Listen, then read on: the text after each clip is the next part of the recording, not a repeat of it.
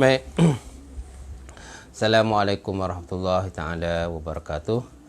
Alhamdulillah wahdah sadaqa wa'dah wa nasara 'abdah wa 'azza jundahu wa hazamal ahzaba wahdah. Asyhadu an la ilaha illallah wahdahu la syarikalah wa asyhadu anna Muhammadan abduhu wa rasuluh. Allahumma salli wa sallim ala sayyidina wa nabiyina wa maulana Muhammad wa ala alihi wa sahbihi ajma'in. Amma ba'. Qala Allah Subhanahu wa ta'ala fi kitabil azim wa na'udzubillahi minasyaitonir rajim. Qul hal yastawi allazina ya'lamuna wal ladzina la ya'lamun innama yatazakkaru ulul albab. Sadaqallahul azim. Maksudnya, adakah sama orang-orang yang berilmu dengan orang-orang yang tidak berilmu? Hanya saja orang-orang yang menerima peringatan daripada Allah Subhanahu wa taala, itulah orang-orang yang berikan akal yang waras oleh Allah Subhanahu wa taala. Alhamdulillah. Apa khabar saudara-saudari saudari tuan-tuan dan puan muslimin muslimat yang berbahagia, yang sama-sama live pada pagi ini, insya-Allah. Kita bersyukur kepada Allah Subhanahu wa taala dengan limpah kurnia serta rahmat daripada Allah, kita dapat bersama pada pagi ini untuk kita melihat satu tajuk. Tajuknya ialah Hifzul Sir. Hifzul Sir ni maknanya bab pada menyatakan memelihara kerahsiaan ataupun memelihara rahsia.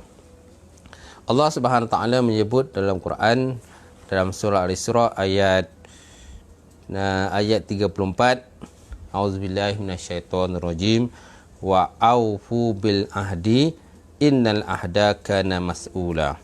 Maksudnya, sempurnakanlah perjanjian dengan Allah Subhanahu wa taala dan juga dengan manusia. Sesungguhnya perjanjian itu akan ditanya oleh Allah Subhanahu wa taala di akhirat besok. Jadi untuk menjaga keharmonian pasangan hidup suami isteri dan juga masyarakat, segala perkara yang menjadi rahsia hendaklah dijaga supaya tidak timbul pertelingkahan,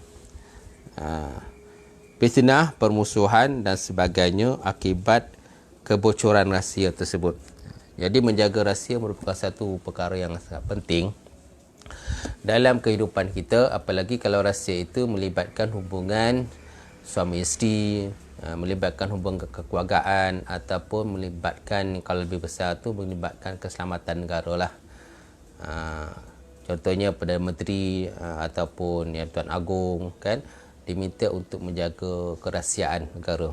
Jadi wajiblah bagi mereka itu menjaga kerahsiaan negara. Itu juga kalau kita diamanahkan oleh Allah Subhanahu Wa Taala walaupun oleh seseorang itu untuk menjaga kerahsiaan, maka wajiblah kita menjaga kerahsiaan itu.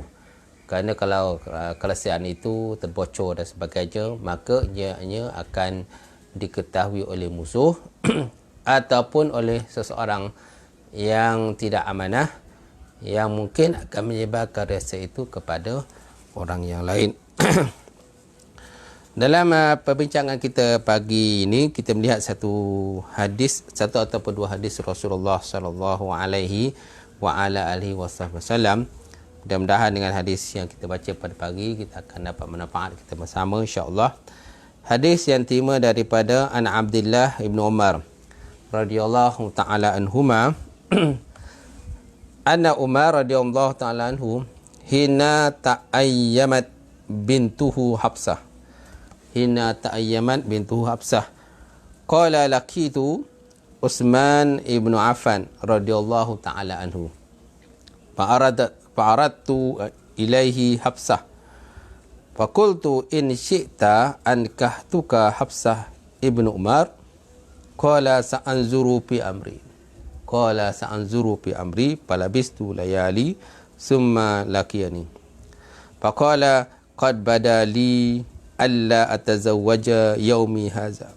Dia jawab, qad badali an la atazawwaja yaumi hadza falaqitu Abu Bakrin radhiyallahu ta'ala anhu faqultu in syi'ta ankahtuka Hafsah binta Umar fasamata Abu Bakrin radhiyallahu ta'ala anhu falam yarji ilayya syai'an fakuntu alaihi awjada minni ala Utsman falabisa layali summa khatabaha Nabi sallallahu alaihi wasallam fa ankahtuha iyahu falaqiyani Abu Bakrin faqala la'allaka wajadta alayya hina aradta alayya Hafsah falam arja ilayka syai'an faqultu na'am qala fa innahu lam yamna'ni an arji'a ilayka fima aradta alayya illa anni kuntu alimtu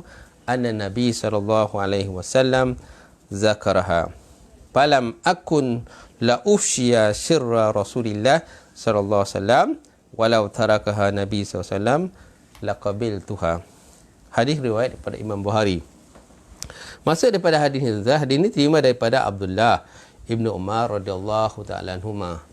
Telah meredha mutalat keduanya itulah Abdullah dan juga anaknya Umar, Abdullah Ibnu Umar. Anna Umar radhiyallahu ta'ala anhu hina ta'ayyamat bintuhu Hafsah. Di ketika sesungguhnya Sayyidina Umar radhiyallahu ta'ala di ketika anaknya bernama Hafsah itu telah menjadi janda. Ketika anaknya bernama Hafsah bintu Umar telah pun menjadi janda, disebabkan kemungkinan dua kemungkinan sama ada dia telah pun bercerai, Hafsah itu telah bercerai hidup ataupun bercerai mati oleh suami dia. Jadi hina ta'ayyamat bintuhu Hafsah di ketika Hafsah tu telah kehilangan suami dia. Qala laqitu Utsman ibnu Affan. Maka berkatalah Umar, lalu aku pergi berjumpa dengan Utsman ibnu Affan. Ya, Utsman bin Affan salah seorang daripada sahabat radhiyallahu ta'ala anhum. Fa'aradtu alaihi Hafsah. Maka lalu aku ceritakan atau aku sebutkan berkenaan Hafsah yang telah menjadi janda. Faqultu lalu aku berkata, in syi'ta ankahtuka Hafsah binta Umar. Jikalau kau kehendak, aku nak nikahkan kau dengan Hafsah binti Umar. Lalu Sayyidina Umar pun cakaplah kepada Utsman, wahai Utsman, tak kalau kamu aku nikahkan dengan dengan Hafsah, itulah anak aku. Qala sa'anzuru fi amri. Maka apa jawab daripada Utsman? Dia kata, kan, sa'anzuru fi amri. Lihat dan nantilah. Macam tu. Lihat nanti ataupun bagilah aku tempoh ya untuk aku fikir tentang apa yang kau cakap ini. Fala bisa layali summa laqiyani. Maka berlalulah beberapa malam ataupun beberapa hari. Lalu selepas itu, maka aku pun, kata Umar, pergilah berjumpa dengan Utsman. Pergi jumpa Utsman. Tanya dengan dia sama ada dia setuju ataupun tidak untuk berkahwin dengan anak dia lah. Faqala qad badali alla tazawaja yaumi haza. Maka lalu Utsman pun berkata, dia kata, kan, pada hari ini, saya rasa, setakat hari inilah. Setakat hari ini, aku rasa, aku belum nak berkahwin lagi lah. Kata. Setakat hari ini, aku rasa aku belum nak berkahwin lagi. Kerana Utsman ni sebenarnya sebelum tu dia berkahwin dengan Ruqayyah, anak Rasulullah sallallahu alaihi wasallam, tetapi Ruqayyah telah pun meninggal dunia. Jadi disebabkan oleh Hafsah ni, Hafsah pun telah kehilangan suami, maka Umar menawarkan anaknya kepada Utsman supaya dikahwini. Kemudian apa yang berlaku tuan-tuan? Falaqitu Abu Bakrin radhiyallahu ta'ala anhu. Maka selepas itu, maka Umar pun pergilah berjumpa dengan Abu Bakar radhiyallahu ta'ala anhu. Faqultu in syi'ta ankahtuka Hafsah binta Umar. Jikalau kau kehendak, aku nak nikahkan kau dengan anakku Hafsah. Jadi setelah Umar tuan-tuan gagal menawarkan isterinya, menawarkan anaknya kepada Utsman, maka lalu Umar pun menawarkan anak dia kepada Abu Bakar supaya dikahwini. Apa yang berlaku selepas itu tuan-tuan? Fasamata Abu Bakar radhiyallahu ta'ala anhu. falam arji ilayya syai'an fakuntu alaihi arjada minni ala Osman. Maka apabila Sayyidina Abu Bakar ditawarkan anaknya Hafsah tadi, maka Abu Bakar pun diam je, tak cakap apalah. Macam tu. Falam yarji ilayya syai'an, maka dia tidak lagi datang kepadaku. Dia tak lepas pada beberapa hari lepas tu, Sayyidina Abu Bakar pun tak datang berjumpa dengan Umar sama ada setuju ataupun tidak untuk berkahwin dengan Hafsah. Kemudian apa yang berlaku tuan? Fakuntu alaihi aujada minni ala Osman, dan aku timbul perasaan marah.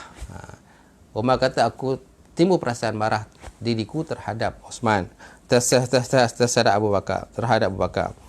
Pala bisa layali summa khataba Nabi sallallahu alaihi wasallam, maka berlalulah beberapa hari selepas itu, maka datanglah Rasulullah SAW datang meminang Hafsah terhadap diri baginda Rasulullah SAW.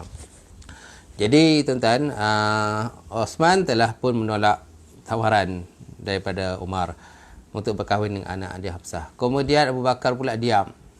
Setelah ditawarkan supaya berkahwin dengan Hafsah, dia diam. Setelah beberapa hari, maka datanglah baginda Rasulullah SAW datang untuk meminang Hafsah pula. Fa'ankah tuha iyahu, maka lalu apa yang berlaku tuan-tuan? Maka lalu selepas itu, setelah Rasulullah SAW datang untuk meminang Hafsah, maka lalu Umar setujulah, lalu dikahwinkan dengan baginda Rasulullah SAW. Falakiyani Abu Bakar. Selepas beberapa hari, maka kemudian Umar pun datanglah berjumpa dengan Abu Bakar. Maka apa yang dia kata oleh Abu Bakar kepada Umar? Faqala la'allaka wajadta alayya hina aradta alaiha Hafsah falam arji ilaika syai'an. Barangkali dia kata, barangkali kau ni marah padaku. Barangkali kau ni marah padaku kerana aku menolak untuk berkahwin dengan Hafsah ketika engkau menawarkan puteri kamu kepada aku supaya aku berkahwin dengan kau, tetapi engkau menolak. Tetapi aku menolak dan aku tak datang menjumpa engkau untuk beritahu bahawa aku tidak setuju untuk berkahwin dengan anak engkau Hafsah. Faqultu na'am. Maka Umar kata, betul, saya marah. Saya marahkan kau, aku dah tawarkan kau berkahwin dengan puteri aku, tapi kau tak datang berjumpa dengan aku. Faqala fa innahu lam yamna'ni an arji'a ilaika fima aradta alayya illa anni kuntu alimtu anna Nabi sallallahu alaihi wasallam zakara. Maka sesungguhnya sebenarnya tak ada benda yang menegah aku supaya aku datang jumpa kau. Aku saja tak datang jumpa kau. An arji'a ilaika fima aradta alayya, terhadap apa yang kau tawar kepada aku supaya kau berkahwin dengan anak kau tu, sebenarnya tak ada benda pun. Aku saja tak pergi datang jumpa kau. Kenapa? Anni kuntu alimtu anna Nabi sallallahu alaihi wasallam zakaraha. Kerana sesungguhnya aku tahu sesungguhnya Nabi SAW pun telah pernah menyebut perkara ini. Maksudnya Nabi pernah sebut bahawa dia nak berkahwin dengan Hafsah. Falam akun la ufsya sirra Rasulullah sallallahu alaihi wasallam, maka aku tidak membuka akan rahsia baginda Rasulullah sallallahu alaihi wasallam. Masya-Allah tuan. Jadi rupa-rupanya kenapa Osman menolak untuk berkahwin dengan Hafsah. Kemudian kenapa Abu Bakar pula juga menolak untuk berkahwin dengan Hafsah. Rupa-rupanya baginda Rasulullah SAW telah pernah menyebut bahawa dia juga berminat untuk berkahwin dengan Hafsah, anak kepada Sayyidina Umar. Walau tarakaha Nabi SAW lakabituha. Jikalau seandainya Nabi tak cancel lah, kalau Nabi meninggalkan akannya Hafsah, maksudnya cancel, tak jadi nak berkahwin dengan Hafsah, laqabiltuha, nasihat aku akan berkahwin dengan Hafsah. Itu jawab daripada Abu Bakar radhiyallahu taala anhu. Hadis ini tuan riwayat daripada Imam Bukhari. Jadi hadis ini merupakan satu hadis yang penting kepada kita, nak menyatakan kepada kita bahawa apabila seseorang itu telah pun contohnya ada perancangan untuk meminang, ada seorang itu ada perancangan untuk meminang seseorang perempuan tadi, jadi kita berilah laluan kepada sahabat tadi supaya dia dapat berkahwin dengan seseorang yang diingini. Mungkin kadang-kadang kita pun ada keinginan juga berkahwin dengan perempuan itu, dan sahabat kita ni lebih memerlukan pula untuk berkahwin dengan dia, maka kita dahulukan sahabat yang lain ni yang sangat memerlukan kepada isteri untuk menjaga rumah tangga dia, harta dan sebagainya. Kemudian yang kedua, untuklah menjaga kerahsiaan. Sebagaimana yang berlaku kepada Abu Bakar radhiyallahu ta'ala anhum dan juga Sayyidina Osman. Jadi kedua-dua sahabat ini sebenarnya telah pun tahu bahawa Rasulullah SAW ada menyebutkan untuk berkahwin dengan Hafsah. Lalu kan kedua-duanya merahsiakan apa yang telah dinyatakan oleh baginda Rasulullah, dan kedua-duanya menolak untuk berkahwin dengan Hafsah. Sehinggalah Nabi SAW datang sendiri untuk berkahwin dengan Hafsah. Lalu Sayyidina Umar pun mengahwinkan anaknya Hafsah kepada baginda Rasulullah sallallahu alaihi wa ala alihi wasallam. Kemudian di samping itu tentang berkenaan persahabatan. Persahabatan kita jaga dengan baiklah insya-Allah.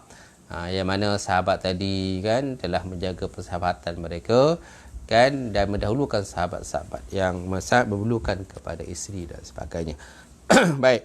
Kemudian di samping itu pula disebut dalam hadis ini, harus bagi wali mempelawa anak perempuannya untuk dikahwini oleh orang yang baik dan juga soleh. Harus bagi wali itu mempelawa.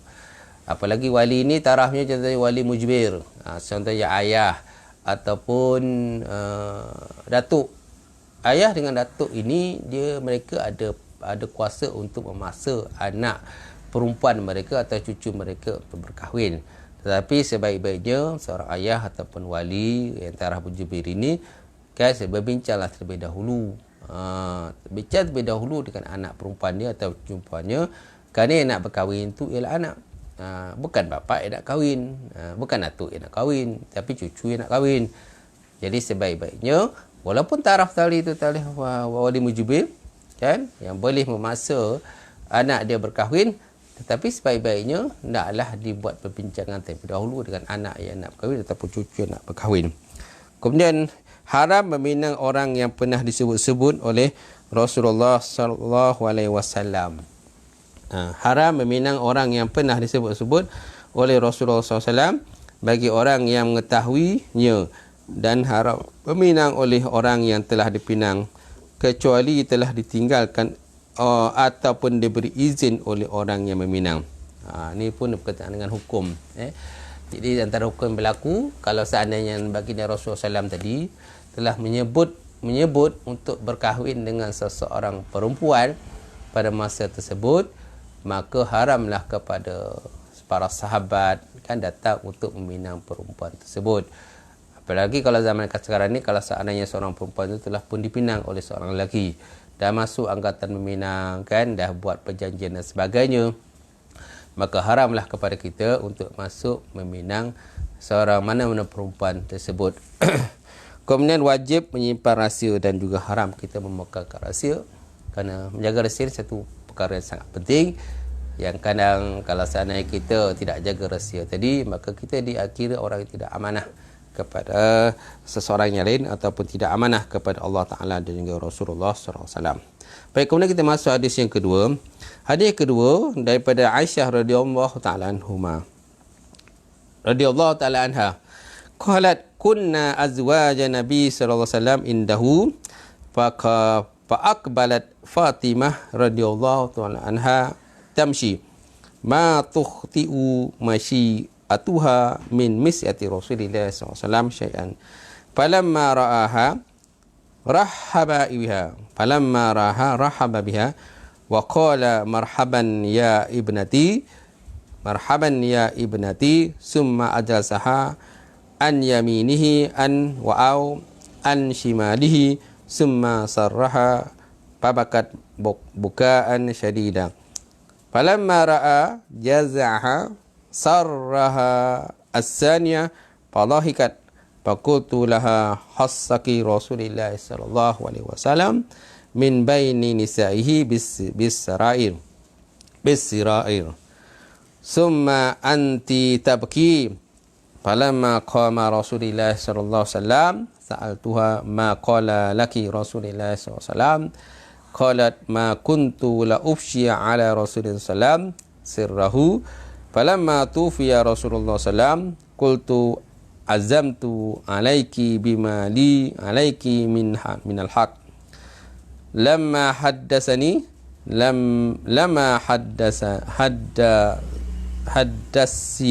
حدثتني قال لك رسول الله صلى الله عليه وسلم قالت أما الآن فنعم أما هنا سارني في مرة الأولى فأخبرني أن جبريل كان يعارضه القرآن في كل سنة مرة أو مرتين فإنه عارضه الآن مرتين وإني لا أرى أجل إلا قد اقترب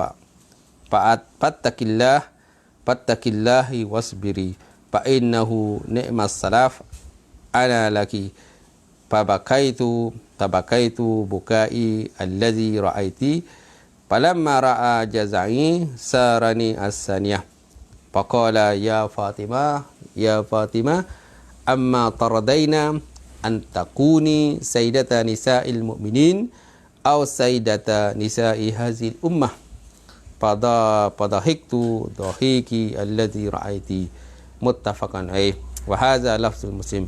Hadis ini riwayat pada Imam Bukhari dan Muslim, dan hadis ini merupakan hadis yang ditulis lafaznya oleh Imam Muslim radhiyallahu taala anhu. Baik, hadis ini diterima daripada Aisyah radhiyallahu taala anha.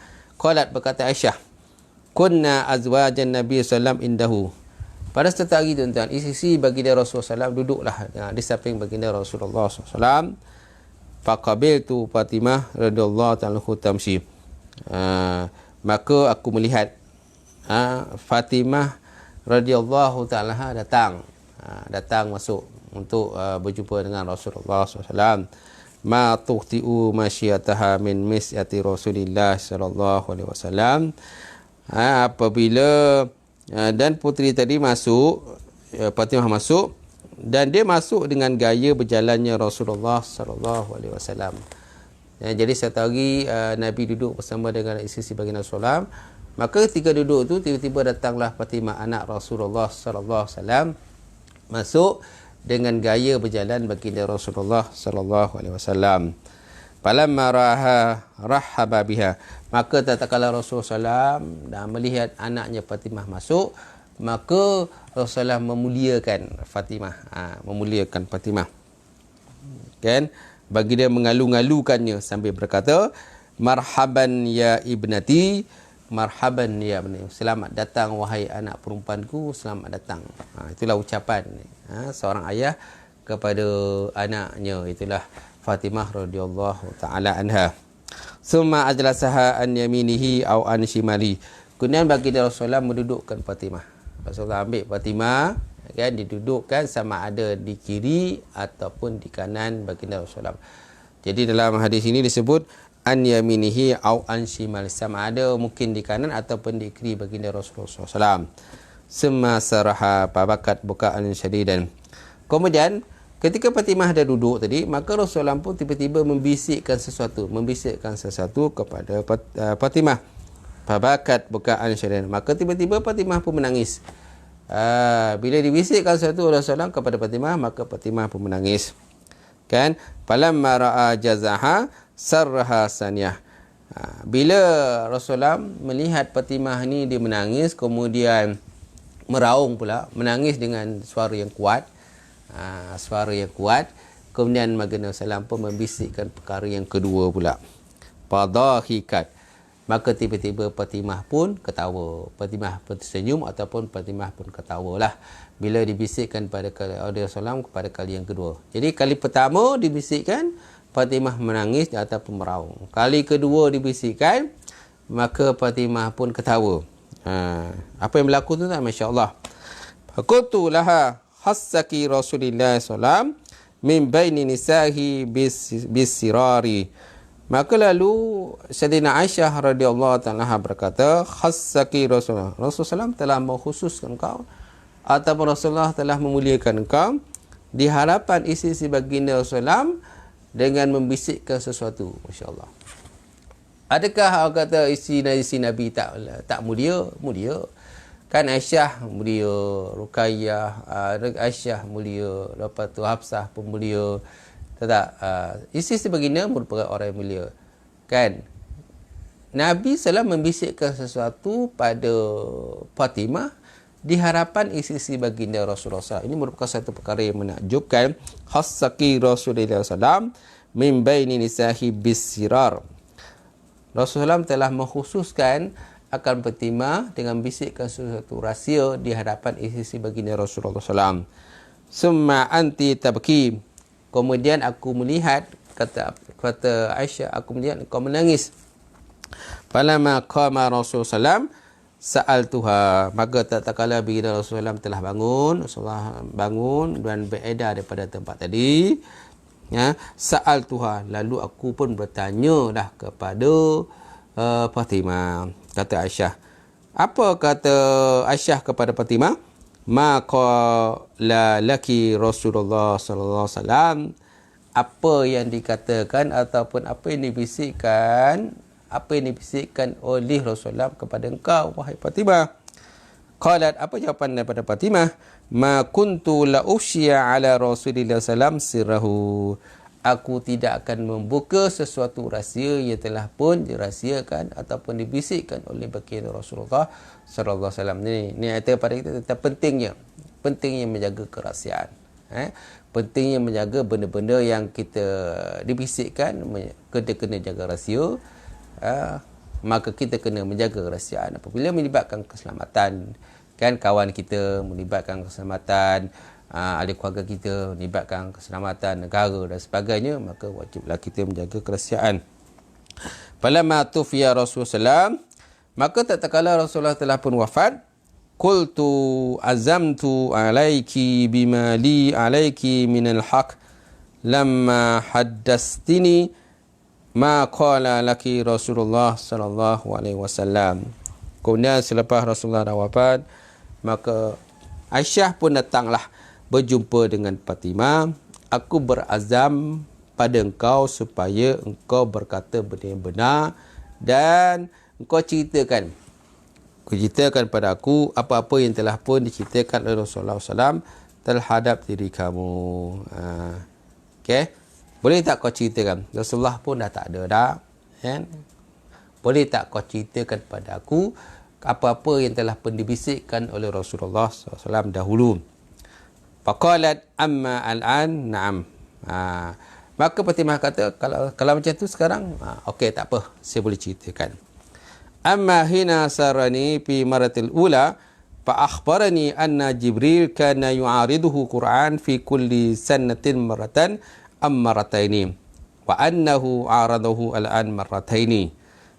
Adapun yang pertama, adapun bisikan yang pertama yang dibisikkan oleh Rasulullah pada diriku, kan, bahawa sesungguhnya malaikat Jibril alaihissalam, fa akhbarani anna Jibril, dikhabar padaku sungguhnya malaikat Jibril adalah biasanya malaikat Jibril itu datang berjumpa dengan Nabi, kan, pada setiap tahun itu sekali ataupun dua kali. Wa annahu, dan sesungguhnya sekarang ini Jibril telah datang padaku sebanyak dua kali. Jibril datang padaku membacakan Quran ataupun bertadarus Quran kepadaku sebanyak dua kali, kata Rasulullah SAW dalam persikan itu.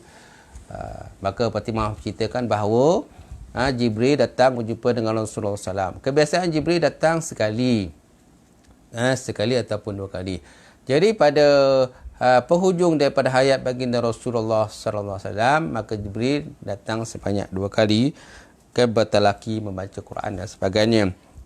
Maka wa annahu aradahu al-an marataini wa inni la ura al-jal illa qad iktaraba. Dan sungguhnya aku tidak menyaksikan sesuatu melainkan aku nampak dah ajal aku dah sampai, kata Rasulullah sallallahu alaihi wasallam. Fattaqillah wasbiri, oleh itu bertakwalah kamu kepada Allah Subhanahu wa taala dan bersabarlah. kata Rasulullah kepada Fatimah, fa innahu ni'mas salaf ana laki, maka sesungguhnya sebaik-baik dan sebab itulah bertakwa dan bersabarlah, kerana sungguhnya sebaik-baik yang mendahului ialah aku untukmu mendahuluimu. Sebaik-baiknya yang mendahului ialah aku untukmu mendahuluimu. Itu jawapan daripada Rasulullah sallallahu alaihi wasallam. Fabakaitu bukai allazi ra'aiti, maka aku pun menangislah. Aku menangis dengan menangis yang kuat kan, sehingga kan Nabi SAW membisikkan perkara yang kedua. Falamma ra'a jazai sarani saniyah, maka tatkala Rasulullah SAW telah melihat pada aku menangis dengan nangis yang kuat kan, dan sehingga kan tinggi suara menangis tadi, maka Rasulullah SAW pun membisikkan perkara yang kedua kepada diriku, kata Fatimah. Faqalat, maka Nabi pun berkata, ya Fatimah, amma taradina an takuni sayyidata nisa'il mu'minin aw siddata nisa'i hazil ummah. Wahai Fatimah, adakah engkau tak redha? Wahai Fatimah, tidakkah kamu suka jika kamu dijadikan pemimpin di kalangan seluruh wanita yang beriman ataupun wanita daripada umat ini? Kata Rasulullah kepada Fatimah, wahai Fatimah, tidakkah kamu suka jika kamu dijadikan pemimpin di kalangan seluruh wanita yang beriman dan atau wanita daripada umat ini? Fadhahiktu dhahikil ladzi ra'aiti, maka aku pun, kata Fatimah, aku pun ketawa ataupun aku tersenyum sebagaimana engkau yang lihat. Engkau melihat aku ketawa ataupun aku tersenyum, kata Fatimah radhiyallahu ta'ala anha. Masya-Allah, tuan-tuan. Jadi daripada hadis ini agak panjang juga, lebih kurang macam tadi hadis tadi juga, yang menceritakan bahawa di mana Fatimah telah memegang peranan yang sangat penting dalam perkara ini berkenaan dengan hukum menjaga kerahsiaan. Di mana Rasulullah telah membisikkan sesuatu. Walaupun pada hukum asalnya membisik ini adalah satu benda yang haram, tak boleh membisik. Tapi yang dibisik ini ialah siapa? Rasulullah sendiri membisikkan perkara tadi kepada Fatimah di hadapan isteri baginda Rasulullah sallallahu alaihi wasallam. Dan jadi kenapa Nabi SAW membisikkan perkara tadi? Kemungkinan nak bisik tadi, kalau seandainya orang lain tahu, sudah tentu mereka akan bersedih juga. Kalau seandainya ceritakan bisikan Nabi tadi ketika Nabi masih hidup, sudah tentu akan menyebabkan ada di kalangan pada sahabat, di kalangan orang kata wanita-wanita, perempuan-perempuan isteri bagi Rasulullah, maka mereka pun akan rasa kecewa dan sebagainya, kerana Rasulullah SAW pun akan pergi meninggalkan mereka lah. Macam tu. Kemudian Nabi SAW juga membisikkan pada Fatimah berkenaan kelebihan yang Allah Ta'ala akan beri kepada Fatimah. Jadi kalau seandainya benda itu dizahirkan kepada isi baginda Rasulullah SAW, maka kemungkinan isi baginda pun berkecewa lah. Kerana Allah Ta'ala berikan kelebihan Fatimah berbanding dengan kelebihan yang diberikan kepada isi baginda Rasulullah SAW yang lain. Jadi antara pengejaran hadis yang lain-lain juga menyatakan kepada kita bahawa tangisan yang tidak disertai oleh ratapan ataupun menampar muka dan sebagainya adalah harus sesuatu tangisan. Menangis yang tidak disertai oleh menampar muka, meratapan, kan meraung yang sangat kuat dan sebagainya adalah harus. Tidak disertai lah dengan ratapan ataupun nampar muka dan sebagainya adalah harus. Kemudian kelebihan Fatimah radhiyallahu ta'ala anha sebagai wanita paling afdal di kalangan umat ini, nampak? Jadi Fatimah mendapat kelebihan yang besar di sisi Allah Subhanahu Taala dan daripada sisi Rasulullah, dan dia dikurniakan kelebihan itu. Jadi kalau diceritakan kelebihan itu kepada isi baginda Rasulullah SAW, kemungkinan mereka pun akan kecewa lah. Kenapa Fatimah mendapat kelebihan yang lebih berbanding dengan mereka, sedangkan mereka adalah isi baginda Rasulullah SAW. Yang ketiga, orang yang beriman akan bersabar menghadapi musibah dan tidak berbangga diri jika mendapat nikmat daripada Allah Subhanahu Wa Taala. Jadi sifat orang beriman kan, apabila menghadapi suatu musibah, dia akan bersabar. Kalau seandainya diberikan nikmat, maka dia akan bersyukur kepada Allah Subhanahu Wa Taala. Kemudian yang keempat, setiap tahun Jibril AS datang kepada Rasulullah SAW pada bulan Ramadan bertadarus Quran yang telah diturunkan sebelum itu dan yang tidak dinasahkan bacaannya. Pada tahun terakhir, Jibril datang sebanyak 2 kali kepada Rasulullah SAW bertadarus Quran dan sebagainya.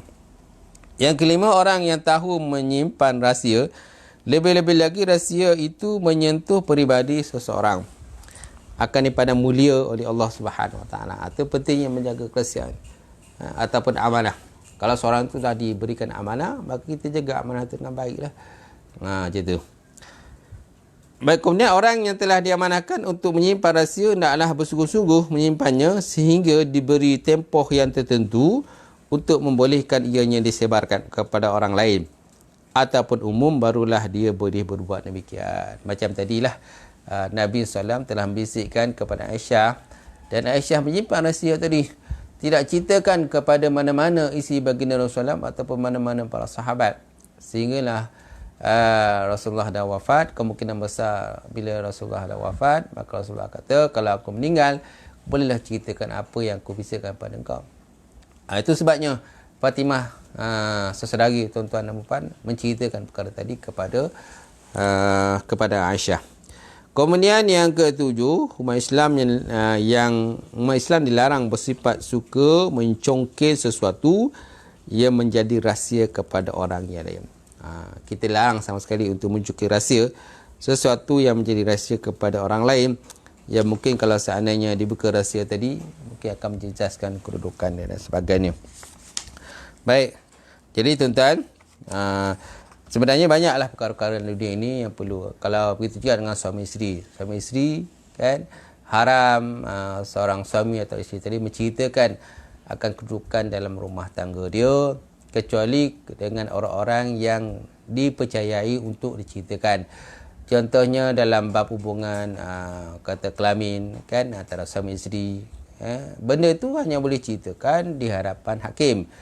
Di hadapan hakim, kalau seandainya hakim nak untuk memutuskan suatu hukum, satu perkara, maka bolehlah sama ada plaintiff ataupun defendant menceritakan perkara dalam rumah tangga supaya hakim dapat memberikan satu keputusan berkenaan rumah tangga mereka, sama ada mereka perlu berpisah ataupun mereka tidak perlu berpisah dan sebagainya. Saya rasa itu saja tuan-tuan perbincangan kita pada hari ini, mana 2 hadis yang dapat kita berkongsi, itulah menjaga kerahsiaan. Mudah-mudahan dengan 2 hadis yang kita berkongsi pada pagi ini, insya-Allah sikit sebanyak kita dapat menjadikan panduan dalam kehidupan kita kan, dan sikit sebanyak kan dapat memberikan kita petunjuk ajar dan sebagainya untuk menjadi insan yang terbaik, insan yang benar-benar beriman dan juga bertakwa kepada Allah Subhanahu Wa Taala. Itu sahaja yang dapat dibincangkan. Mudah-mudahan insya-Allah satu masa nanti kita akan dapat berjumpa lagi. Mana-mana yang lebih kepada Allah Taala, mana kurang daripada kelemahan saya sendiri, aku qauli hadza wa astaghfirullahal azim li wa lakum wa lisa'il muslimin wal muslimat wal mu'minin mu'minat. Assalamualaikum warahmatullahi taala wabarakatuh.